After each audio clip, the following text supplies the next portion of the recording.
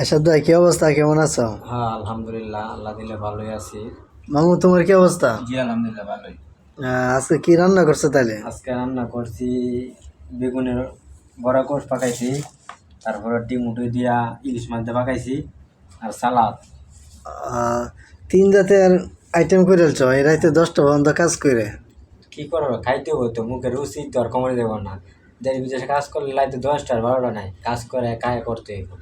Malaysia 10টা রাত কাজ করে তিন জাতের আইটেম কয়জনে খাইতে পারে মামু? হ্যাঁ, এটাই তো কারণ। আমরা যে কাজ করি, যদি না কায়া তো কাজ করা যাবে না। যে কাজ করি আলহামদুলিল্লাহ খুব কষ্টের কাজই তো কায়া করতে হবো। তিন জাত আর 4 জাত নাই, 10টা আর 12টা নাই। যে সময় এই কাজের তো মনে করেন 2-3 জাত করতে হবো, আর এক জাত দিয়ে তো আর কায়া কাজ করা যাবে না। এই জন্য আচ্ছা, কি, যে বড়া করলাম, এটা প্রতিদিন মানে বাড়তি একটা ইয়া থাকে আর কি। মানে বাজি সিস্টেম একটা আইটেম বাড়তে থাকে। বাড়তি প্রতিদিনে বাড়তি একটা আইটেম থাকে। এর লগে এত তরকারি আছে আর সালাদ আছে। মানে একটা কথা কি, ইচ্ছা করলে সবই সম্ভব। যে ইচ্ছা করলে 10টা সবই সম্ভব, 10টা আর 12টা না, ইচ্ছা করলে তিন তিন জাত করা যায়। অনেকে কয় যে 10টা পর্যন্ত কাজ করে বাতি বেলা রান্না করে খাইতে পারে না। এরা হয়তো আইসা আইসা মানুষের এইগুলো এগুলো। যাক, আজকে খাবার আইটেম তিন জাতের সালাদ।